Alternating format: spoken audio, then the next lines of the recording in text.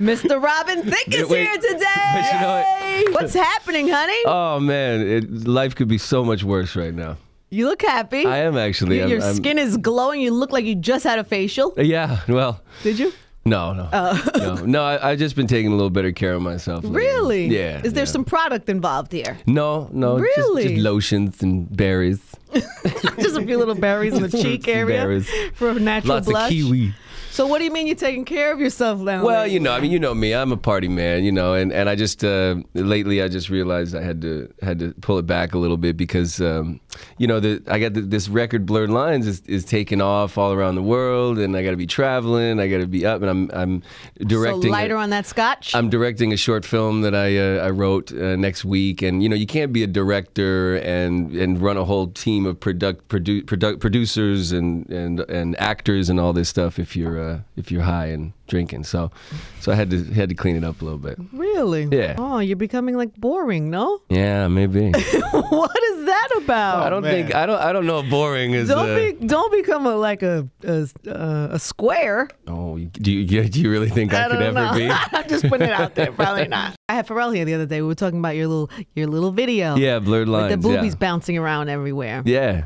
How did Paula feel about this? She loved it. She did. Well, it was Diane Martel. I don't know if you know Diane. Yeah, of course. Yeah, she's the best, and it was her idea. She loved the song, and she said we should do some Terry Richardson kind of photo shoot video where the girls are nude and this and that. I was like, let's do it. Let's take some chances. Let's have some fun. And when we got on set, I just told her that it has to be silly, that it has to be funny, that we can't be naked girls and us trying to be all cool. Right, one eyebrow up. Exactly. Right. So I just made sure that we kept that Pharrell and I kept the energy that we had when we wrote the song. We were in the studio and the whole song is kind of based on two old men sitting on a porch hollering at young girls as they walk by. It's like, hey. It was like, hey girl, come here. So we danced like old men when we were in the studio making the song, and we're laughing the whole time. But we made the song in like an hour, the whole thing. Of course you did. And then so when we did the video, I was like, Pharrell, you got to do those old man dances, blah, blah, blah. And then T.I. showed up and I was like, T.I., do some old man dances. And T.I. went right to like Red Fox and Bill Cosby. I've never seen T.I. dance so much. It was amazing. It was amazing. I wasn't sure if it was the breasts that were hanging out that was making him dance. No, he's the great thing about T.I. is that he's fearless. That's what makes him a good actor, and that's what makes him a great artist and a good human being. Like the thing that's cool about the three of us is we're all fathers, we're all husbands, we all love our families, and so for us it was just three gentlemen who were being very silly that day. Having a good time. Yeah, because Pharrell's a great guy and T.I.'s a great guy. Yeah, no, I love that. So they were the perfect mix. And you're a nice guy too, Robin. I am a nice guy sometimes. How's the baby? The baby is amazing. The cutest thing now that he does is when I say, Daddy's got to go back in the studio and work on his new song, he goes, Julian, make a new song too. And he goes, the flowers, they bloom. The flowers, they bloom. Good flowers coming up. So did he write that? Oh yeah, he writes a song every day. Every day he writes a song because he sees Daddy write songs, and the cute thing was I sang at the Michael Jordan wedding this weekend, and I brought him with me, and so I was supposed to be a surprise though, so I didn't actually go to the wedding. I just came out during the first dance and did 4 songs. So I had him in the back of the room watching me on stage. So I finished performing. I go back to the tent. And I watch him walk in, and he's crying as he walks in the tent. And I go, "What's wrong, buddy? Why are you crying?" He goes, "Daddy sing more song. Daddy sing more song." And I was like, "Okay, this is the cutest thing I've heard." When your son is crying because he wanted you to do more songs, I was like, "I'm in love with this Life kid. is amazing. Life is amazing at that moment. Yeah. So wait, he's could really. Could you take me back a couple seconds? So you sang at Michael Jordan's wedding. Yes.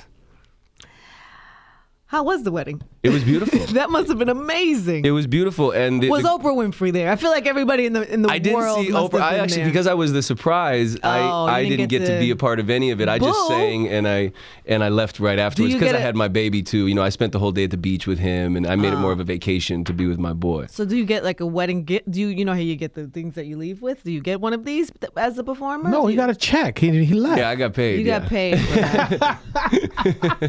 I don't need a free Samsung Galaxy, you know what I mean? Hilarious. I want the check. You don't need the matchbook with the names on it. I don't need a free massage, You're okay with that? Yeah. Do you do? You must do weddings a lot. Not really. I did. I only do weddings if I really like the person or know the person. Like I did Chris Paul's wedding. And I saw you did. And I did the Kardashians because I've known them since I was 7 years old. Yeah. Right. Yeah. And now Michael Jordan. And Michael's, yeah. And then that's it. Well, I mean, we'll see who calls. Angie Martinez. Woo! Yo, hey, ho! I want a DJ. I want a DJ. Hey, I gotta go to the next song right now, real quick. Looking at an album in August. Yeah, album in August. Just putting on the finishing touches right now. That's pretty good. Yeah, yeah. Well, it's still got my love songs and and that kind of stuff, but it's the most up tempo, most fun album that I've ever made. It's got. I like your fun songs. Yeah, it's got more sense of humor and stuff. You're I'm trying to enjoy fun my guy. life. Yeah, exactly. So you might as well have some fun songs. Absolutely. And the single's doing really well, right? It's like. Yeah, all over the world. It was only in a few weeks. It's #1 in France and South Africa and New Zealand and Holland and a bunch of places. So it's that's why I'm smiling kind of from ear to ear right now. Yeah, because you work. I mean, I've been working 15 years. Never had a pop hit before. Really? Never. So this is even Lost Without. Lost Without You was a huge hit on Urban Radio. Urban AC, right? It was #1 for 16 weeks on Black Radio. Not a pop rate? No, I think the highest it got was like number 40. Really? Yeah, isn't that crazy?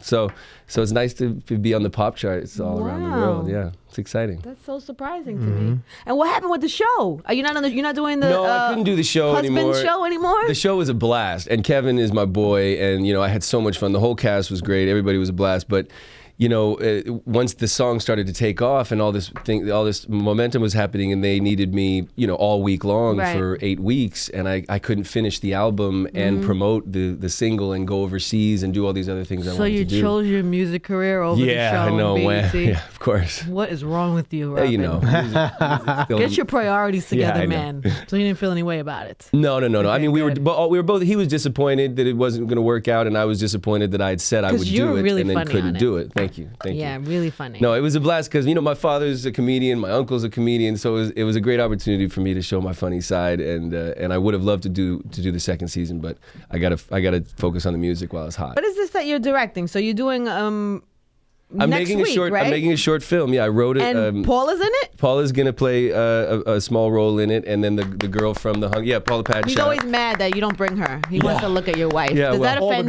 you? All the guys say that. Does that offend you that he would want to look at your wife if you brought her Absolutely here? not. He's got great taste. Okay. See? And she tastes great.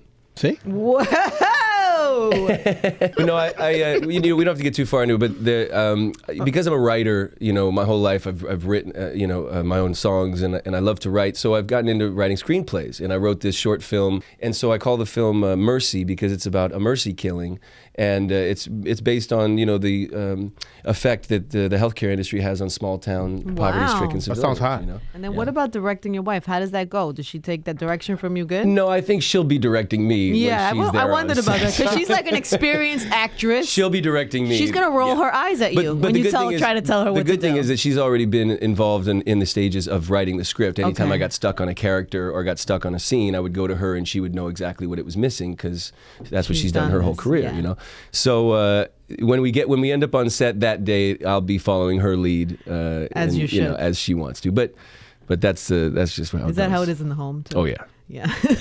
She wears the pants in the home and the hat and the lingerie and the heels. You're gonna be great. I'm happy to be here. You're gonna be around for a long time. Hope. Whose wedding is next? Whose wedding is that? Not Angie Martinez, right? No. I don't know. Yeah, nobody's called? Yeah, nobody's called. No Oprah or at least Stedman? not with that Michael Jordan money. That Michael Jordan money has to be so long. Michael Jordan, well. Is it like vacation money or is it like no, it's vacation money, yeah. new car money or like yeah, whatever. It depends on how you vacate. How long have you been married now? I think we're gonna be 8 years. Is it 8 years? In June, yeah, I think it'll be 8 years in June. That's like 800 years in Hollywood. But we've been together. Well, she doesn't like it when I give numbers, but it's a long time. I'll just say that. A long yeah. time. Yeah, no, I knew that. Give away ages. That's amazing. Give everybody one tip. One tip? One relationship tip. I mean, you're married 8 years and you still talk about her like it's new. Yeah. What would I say? I would just say you have to be willing to change together. Because everybody changes. Nobody's the same. You're not the same person you were when you were 15 or 20 or 25 or whatever. So you have to watch how that other person is changing, and you have to change with them.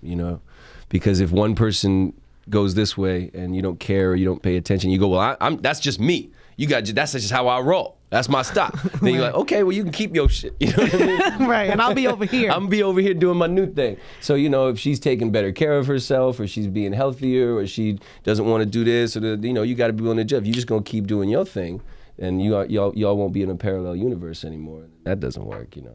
That's great. People have to be willing. And she adjusts for me when I need her to adjust certain rhythms, you know, and I'll adjust certain rhythms for her, and that's the only way it's going to work. Because if one person just says, sorry, then okay, sorry is what it's going to be. Sorry is what it's going to be.